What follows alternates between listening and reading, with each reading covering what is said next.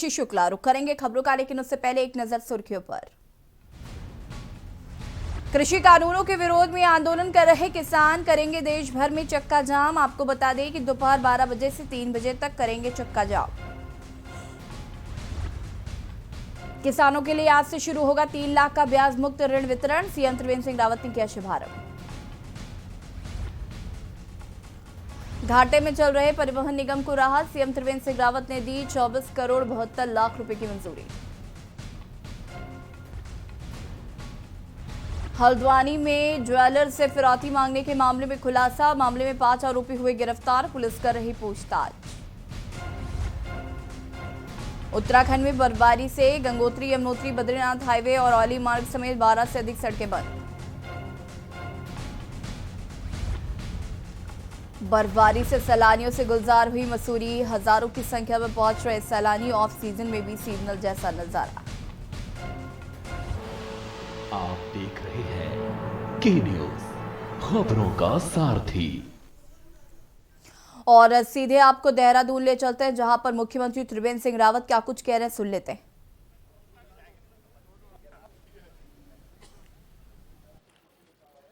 भारत माता की, भारत माता की। जरा हाथ खड़े करके बोले भाई, जरा अब लगना तो चाहिए किसान बैठे हैं सामने। बोलो भारत माता की, भारत माता की।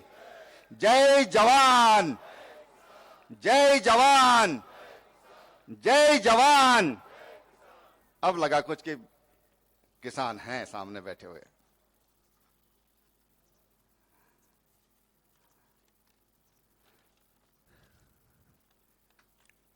दीनदयाल उपाध्याय सहकारिता किसान कल्याण योजना के बृहद ब्याज मुक्त ऋण कार्यक्रम के अवसर पर आज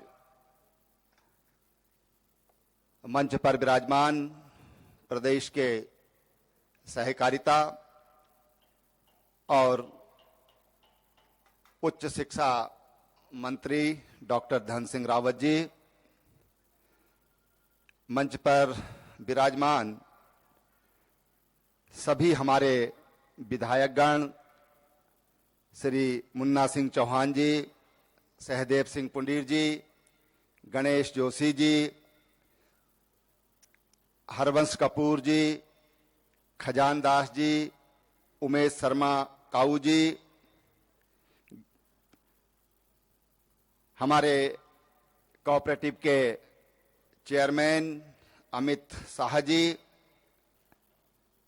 सचिव कोऑपरेटिव मीनाक्षी सुंदरम जी, और तमाम जो 101 जगह पर कार्यक्रम संपन्न हो रहे हैं, हमारे केंद्रीय मंत्री डॉक्टर रमेश पोखरियाल निशंक जी, विधानसभा के सम्मानित अध्यक्ष श्री प्रेमचंद अग्रवाल जी, श्री सतपाल महाराज जी, मदन कौशिक जी, यशपाल आर्य जी, हरक सिंह रावत जी, सुबोध उनियाल जी, अरविंद पांडे जी, रेखा आर्या जी, सांसद श्री अजय भट्ट जी, तीरथ सिंह जी, अजय टमटा जी, नरेश बंसल जी, नेता प्रतिपक्ष श्रीमती इंदिरा हृदय जी, विधानसभा के हमारे उपाध्यक्ष श्री रघुनाथ सिंह चौहान जी, सभी हमारे दायित्वधारीगण और तमाम विधायकगण, हमारे 71वें विधायक जी भी यहां पर हैं, मैन साहब, और सभी हमारे सम्मानित उपस्थिति, इस पंडाल में उपस्थित मेरे किसान भाइयों बहनों, अन्य उपस्थिति और पत्रकार मित्रों, आज एक बेहतर संयोग है कि उत्तराखंड में जहां एक साथ 25,000 किसानों को ब्याज मुक्त ऋण दिया जा रहा है, वहीं आज लोकसभा में जो नए कृषि कानून आए हैं उन पर आज वहां पर चर्चा हो रही है। एक संयोग है, और कुछ राज्यों में उत्तर प्रदेश, उत्तराखंड और दिल्ली को छोड़ दें तो कुछ राज्यों में चक्का जाम की भी घोषणा आज किसान संगठनों के द्वारा की गई है। अब उसमें किसान हैं या नहीं है, या किसानों को कौन किस तरह से बरगला रहा है, यह अलग जांच का विषय है। लेकिन मैं अपनी बात यहीं से शुरुआत करूंगा कि जो 3 सुधार कृषि कानूनों में किए गए हैं, कोई ये बात बताने वाला नहीं है राज्यसभा के अंदर, लोकसभा में जब चर्चा होगी, मैं आपको विश्वास के साथ कह सकता हूं कि कोई भी ये नहीं कह सकता कि ये कानून में जो सुधार किया गया है, ये कानून किसानों के अनहित में है। ये कोई भी नहीं बता सकता। ये मैं आज अभी आपको दावे के साथ आपके सामने बात कह रहा हूं। क्यों?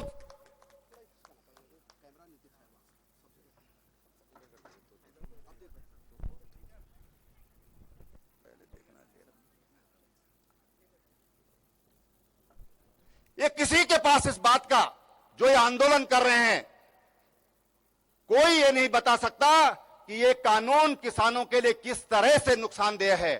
इतना बेहतर कानून बनाया है कि मंडी के अलावा किसानों को ये छूट दी गई है, स्वतंत्र किया गया है किसानों को कि आप कहीं पर भी जाकर के, जहां पर आपको अच्छा मूल्य मिलता है, आप अपना माल बेच सकते हैं, अपना उत्पाद बेच सकते हैं। मैं समझता हूं कि किसानों को अगर आजादी मिली है तो वास्तव में इसकी कृषि कानून से मिली है। ये मैं आज दावे के साथ इस मंच से कहना चाहता हूं। ये किसानों को जो लोग बरगला रहे हैं, अब तो सारी चीजें सामने आ गई हैं कि 302 ट्विटर हैंडलर ये पाकिस्तान के इसमें हैं। ये चीजें सामने आ गई हैं। 302 Sikh for justice for Sikh, ये अमेरिका में बैठे हुए लोग यहां पर इस आंदोलन को भड़काने का काम कर रहे हैं। ये इस देश को तोड़ना चाहते हैं, इस देश की एकता को खंडित करना चाहते हैं। जो नहीं चाहते कि आज जो भारत देश मजबूत हो रहा है, ये देश मजबूत हो। अभी हफ्ता 15 दिन पहले न्यूयॉर्क टाइम्स ने लिखा कि भारत का प्रधानमंत्री एक देशभक्त प्रधानमंत्री है, और देशभक्त नहीं, उसने कहा डेंजरस कहा, उसने डेंजरस पेट्रियट कहा प्रधानमंत्री मोदी के लिए। क्या देशभक्त होना कोई अपराध हो गया है? और इसलिए मैं विश्वास दिलाना चाहता हूं अपने किसान भाइयों को। और टिहरी जिला सहकारी बैंक के बड़े बकायेदारों से वसूली कर प्रदेश में रिकवरी करने वाले बैंकों में पहला स्थान हासिल किया है। सहकारी बैंक के अध्यक्ष ने बताया कि जिला सहकारी बैंक का पैसा पिछले 19 सालों से बड़े बकायेदारों ने कुंडली मारकर बैठे हुए थे। का काम किया है तो नरेंद्र दामोदर दास मोदी ने किया है, और जिनसे रिकवरी अभियान चलाया गया तो पिछले 1 साल में 20 करोड़ से अधिक बड़े बकायेदारों से वसूली की गई। जिलाधीश ने कहा कि यह पैसा जनपद के काश्तकारों का है और इस पैसे को किसानों को हितों के कामों में लाया जाएगा, और लोन भी उन्हीं किसानों को मिलेगा जो किसान पशुपालन, खेती और अन्य रोजगार के साधन उपलब्ध करना चाह रहे हैं, उन्हीं को लोन मिलेगा। उन्होंने कहा कि अभी मार्च तक हम बैंक को रिकवरी 5% से कम तक ले आएंगे और बड़े बकायेदारों से पैसा किसी भी हालत में वसूला जाएगा। मैंने कहा जिस ब्रांच का एनपीए छुपा रखा होगा उस ब्रांच को हम सस्पेंड करेंगे, चलो कुछ हटाएंगे।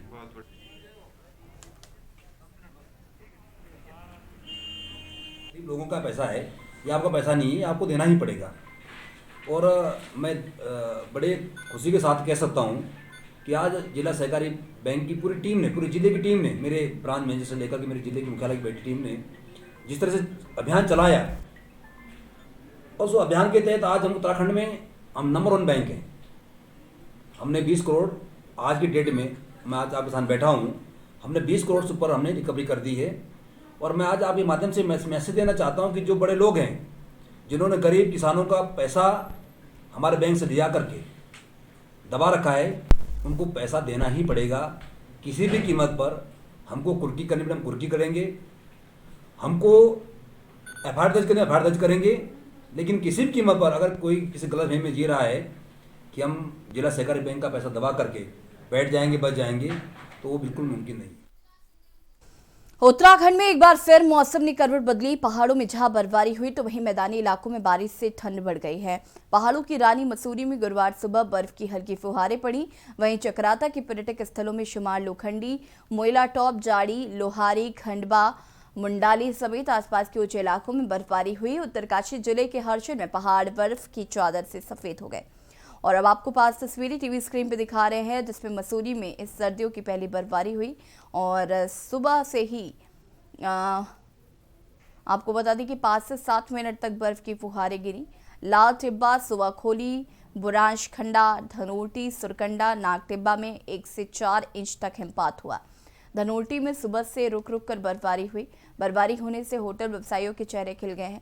उत्तरकाशी में गंगोत्री राजमार्ग सूखी के बाद बर्फबारी के चलते अवरुद्ध हो गया है। जनपद के हर्षिल में आज बर्फबारी हुई, इससे हर्षिल के पहाड़ बर्फ की सफेद चादर से ढक गए।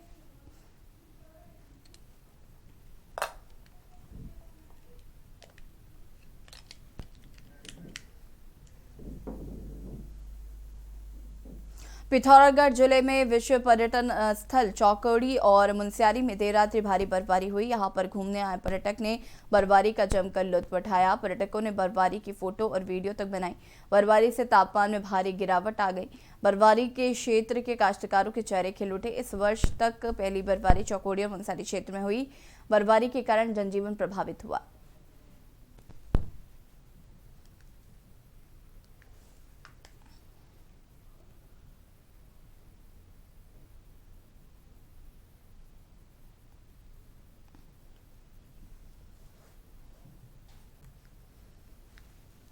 काफ़ी लाभ मिलेगा। और जो यहाँ मुनस्यारी के फरवरी माह में ही जल स्रोत सूख गए थे और मई जून की जैसी स्थिति आ गई थी, उससे भी राहत मिलेगी।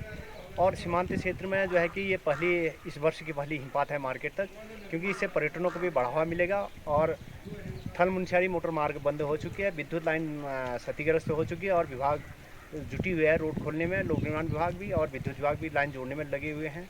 इससे जो है कि जो साग सब्जी है, खेती है, उसको काफ़ी किसानों को लाभ मिलेगा। और अब खबर पर्यटन नगरी रानीखेत से है। यहाँ पर चौबजिया इलाके में फिर से बर्फबारी शुरू हो गई है, जिससे कड़ाके की ठंड पड़ने लगी है। लोगों का जनजीवन अस्त व्यस्त हो गया है। वहीं भयंकर ठंड से बचने के लिए लोगों ने अलाव का सहारा भी लिया।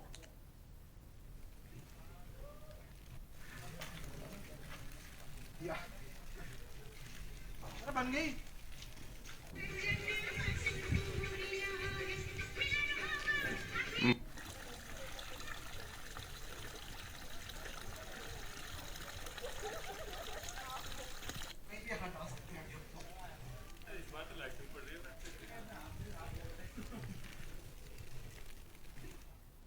लंबे इंतजार के बाद सरोवर नगरी की ऊंचाई वाली चोटियों सहित आसपास के क्षेत्र रामगढ़, मुक्तेश्वर ने आखिरकार बर्फ की चादर ओढ़ ली है।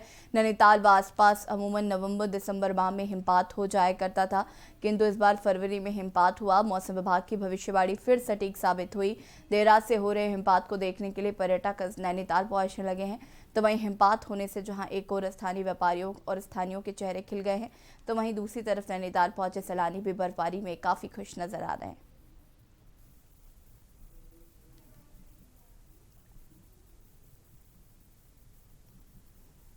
कभी स्नोफॉल नहीं देखा, आज बहुत मज़ा आ रहा है। पहली बार देखा है और बहुत ही अच्छा लग रहा है। मतलब मैंने कभी पहले नहीं देखा। हम लोग तो वापस जा रहे थे और सडनली प्लान बन गया और यहाँ स्नोफॉल शुरू हो गया और बहुत मज़ा आ रहा है। बहुत इंजॉय कर रहे हैं हम लोग। आज तक कभी नहीं देखा, फर्स्ट टाइम देखा। और आए थे तो ऐसी स्नोफॉल नहीं हो रही थी, लेकिन जाने का प्लान बना और फिर स्नोफॉल अचानक से हो गई।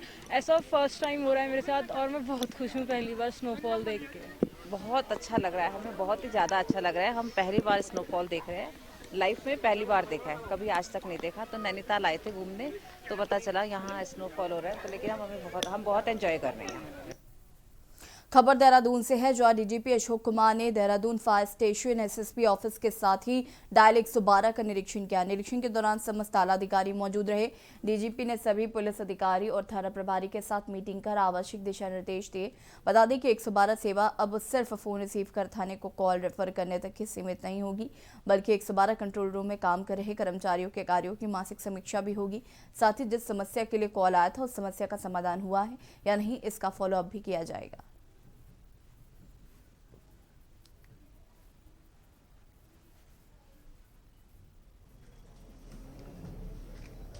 और इनको जैसा मैं पहले से कहता रहा हूँ, लोगों की समस्याओं के प्रति संवेदनशील होने को कहा। लोगों की शिकायतें सुनी जानी चाहिए हर हालत में। अगर शिकायत दर्ज नहीं करेंगे तो कार्रवाई होगी। ट्रैफिक को अच्छा रखें, एनक्रोचमेंट ना होने दें। किसी भी हालत में ड्रग्स माफिया आपके क्षेत्र में नहीं होने चाहिए, अदरवाइज आप अकाउंटेबल होंगे और जवाबदेह होंगे। ये मैंने इनको बताया है। और साइबर क्राइम पे भी फोकस करने को कहा है, जो मेरी प्राथमिकताएं हैं पुलिसिंग के संबंध में। हल्द्वानी पुलिस ने महिला ज्वेलर से 50 लाख रुपए की फिरौती मांगने के मामले में 5 लोगों को गिरफ्तार किया है। बता दें कि एक आरोपी राहुल राठौर सितारगंज जेल में बंद है और जेल के अंदर से ही उससे फोन कॉल कर महिला ज्वेलर से फिरौती की मांग की थी। महिला ज्वेलर्स का नंबर आरोपियों के हाथ अखबार के जरिए मिला था। वहीं एसएसपी नैनीताल प्रीति प्रदर्शनी ने पूरे मामले का खुलासा करते हुए बताया कि मुख्य आरोपी राहुल राठौर अभी भी जेल में बंद है और उसे पुलिस रिमांड में लेकर पूछताछ कर रही है। साथ ही जो भी सरकारी अधिकारी या कर्मचारी बीच में लिप्त होंगे उन पर भी कार्रवाई की जाएगी।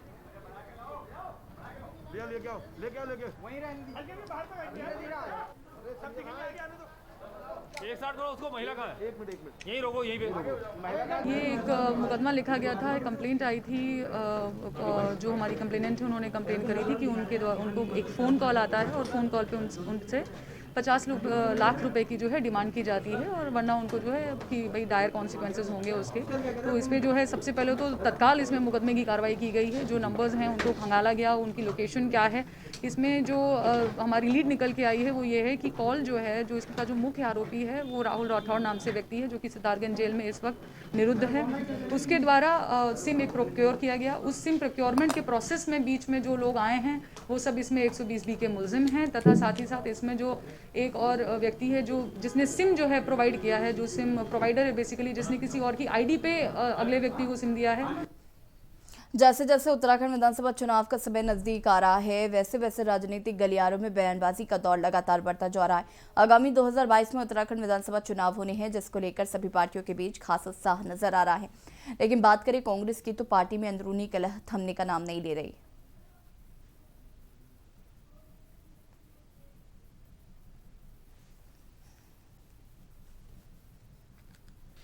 देखिए, भारतीय जनता पार्टी में हरीश जी लड़े, दिनेश जी लड़े, रमेश जी लड़े, हमारी सेहत पे कोई फर्क नहीं पड़ता। ये उनका आंतरिक मामला है। लेकिन मैं कांग्रेसियों को ये भी याद दिलाना चाहता हूं कि हरीश रावत जी को देखकर हमारे मन में कोई भय नहीं है। हमारे नेता बचे सिंह रावत जी ने उनको 4 बार चुनाव हरवाया। हमारे नेता अजय भट्ट जी ने उन्हें अभी लोकसभा का चुनाव हरवाया। देखिए, हरीश रावत जी ने अपनी मंशा जाहिर की है। वैसे अगर विगत के चुनाव में अगर हम दृष्टिपात करें, चाहे 2002 में देखिए वो प्रदेश के अध्यक्ष थे, उनके नेतृत्व में चुनाव लड़ा गया था। लेकिन वो कई विधानसभा क्षेत्र से, किसी भी क्षेत्र से उन्होंने चुनाव नहीं लड़ा और 2007 में भी चुनाव नहीं लड़ा। 2012 में चुनाव अभियान समिति के अध्यक्ष वो थे, चुनाव उनके नेतृत्व में लड़ा गया था, तब भी उन्होंने विधानसभा का चुनाव नहीं लड़ा। ये अलग बात है, आज उन्होंने स्वयं में कहा है कि मैं चुनाव नहीं लड़ूंगा। और यहाँ पर वक्त हो गया एक छोटे से ब्रेक का, जल्द हाजिर होंगे।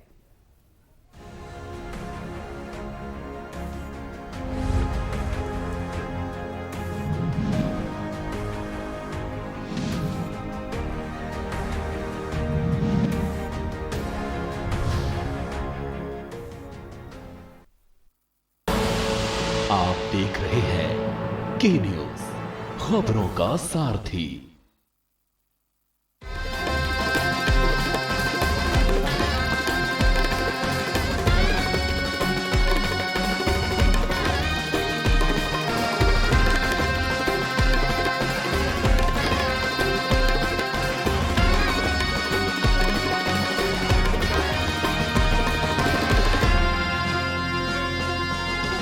कृष्ण की जन्मभूमि पर आस्था का संसार बसा है। कण कण में देवत्व भरा है,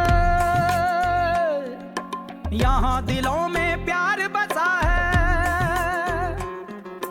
महिलाओं का मान बढ़ा है, कृषकों का सम्मान बढ़ा है। परदेशी को घर में रोजी, माटी का अभिमान बढ़ा है। अब यूपी की बात ही अलग है, अब यूपी की बात ही अलग है, अब यूपी की बात ही अलग है।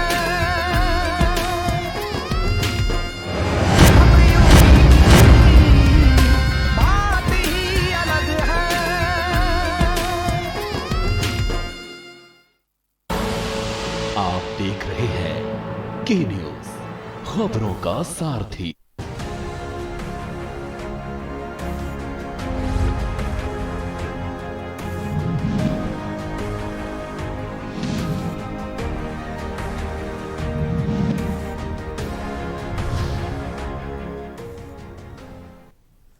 ब्रेक के बाद एक बार फिर से आप सभी का स्वागत है। खबर देहरादून से है, जहां पर 15 फरवरी से शुरू हो रहे फायर सीजन को लेकर जिम्मेदार महकमे पूरी तरह से सक्रिय हो गए हैं और इसी क्रम में जिला स्तरीय व अग्नि सुरक्षा समिति की बैठक का आयोजन किया गया, जिसमें फायर सीजन को लेकर तमाम तरह की तैयारियों को लेकर बातचीत की गई। इस मौके पर जिलाधिकारी आशीष श्रीवास्तव ने कहा कि अधिकारियों को फायर सीजन से निपटने के लिए कड़े निर्देश दिए गए हैं। साथ ही ये भी जताया गया है कि लापरवाही बरतने वालों पर कड़ी कार्रवाई की जाएगी।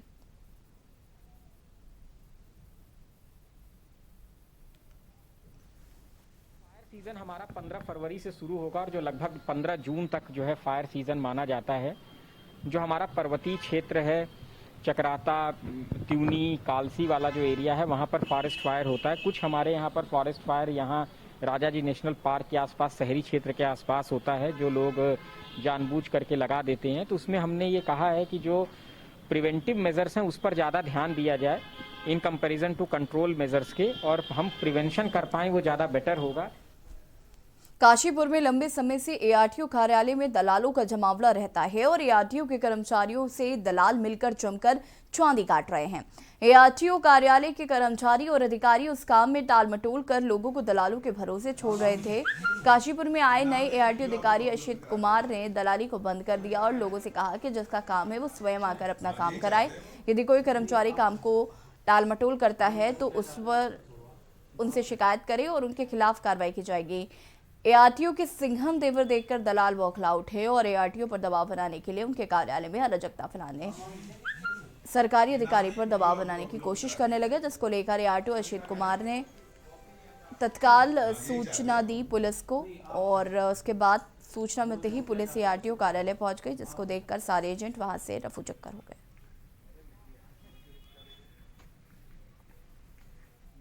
ऐसा हुआ कि इस कार्यालय में उन व्यक्तियों का बिल्कुल प्रवेश मना है जिनका कि यहाँ पर कोई कार्य नहीं है, और इसी संबंध में आज कुछ बाहरी तत्व जो अनजान व्यक्तियों द्वारा जो है कार्यालय में प्रवेश करके जो है राज्य के कार्य में बाधा डालने का प्रयास किया गया। और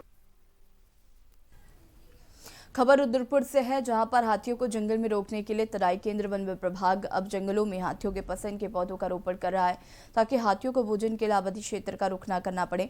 आबादी क्षेत्रों में बढ़ रहे हाथियों की चहलकदमी को देखते हुए अब वन विभाग जंगलों में मिसलेनियस प्रजाति के पौधों का रोपण करने जा रहा है, ताकि हाथियों को जंगल में ही भरपूर भोजन उपलब्ध हो सके। तराई केंद्रीय वन प्रभाग द्वारा इसकी शुरुआत कर दी गई है। तराई केंद्रीय वन प्रभाग के जंगलों में वन्य जीवों के लिए तालाब भी तैयार किए गए हैं। सभी तालाबों में पानी समय समय से भरा जा रहा है। इसके अलावा जिन ग्रामीण क्षेत्रों में हाथियों का मूवमेंट अधिक है, उन स्थानों पर टेक्टिकल फेसिंग कराई जा रही है, जिस कारण उन क्षेत्रों में हाथियों का मूवमेंट कम देखने को मिलेगा।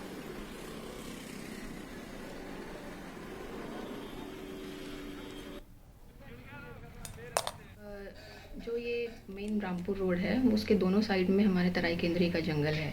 तो जब भी हाथियों का मूवमेंट पता चलता है तो एक रेंज से दूसरे रेंज में सूचना जाती है और टीम पहुंच के ट्रैफिक को रोक के उनको सेफ पैसेज प्रोवाइड करती है, ताकि वो जंगल से जंगल में चले जाएं और किसी तरह की कोई ना हाथियों को नुकसान पहुंचे, ना पब्लिक को कोई नुकसान हो। कोरोना महामारी के साए में हरिद्वार में आयोजित होने जा रहे कुंभ मेले में मेला प्रशासन ने स्वास्थ्य को लेकर व्यापक स्तर पर तैयारियां कर रखी हैं और इस बार कुंभ मेले में पिछले बार की तुलना में कई नई व्यवस्थाएं लागू की जाएंगी। ये जानकारी देते हुए कुंभ मेले में चिकित्सा एवं स्वास्थ्य की जिम्मेदारी संभाल रहे डॉक्टर अर्जुन सिंह सेंगर ने बताया कि पिछले कुंभ मेले में जहां 300 बेड के अस्थायी अस्पताल बनाए गए थे, वहीं इस बार कुंभ मेले में 600 से अधिक बेड के अस्पताल बनाए गए हैं। कुंभ के सभी सेक्टर में अलग अलग अस्थायी हॉस्पिटल बनाए जा रहे हैं। मेले के लिए नई एम्बुलेंस भी लगाई जाएगी और 108 पर कॉल करके ही एम्बुलेंस को बुलाया जा सकता है। इसके साथ बाइक एम्बुलेंस की व्यवस्था भी शुरू की गई।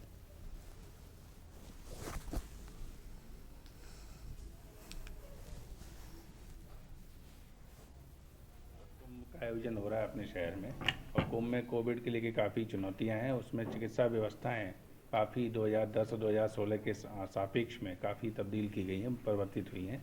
उसके विषय में मैं आप लोगों के माध्यम से सभी जनता को, देश के और प्रदेश की सभी जनताओं को तो बताना चाहता हूँ कि चिकित्सा व्यवस्था में कोई कमी नहीं है। चिकित्सा व्यवस्था पहले से बेटर हुई। उत्तराखंड के बुलेटिन में फिलहाल इतना ही। आगे देखिए खबर 1 बजे सृष्टि शुक्ला के साथ।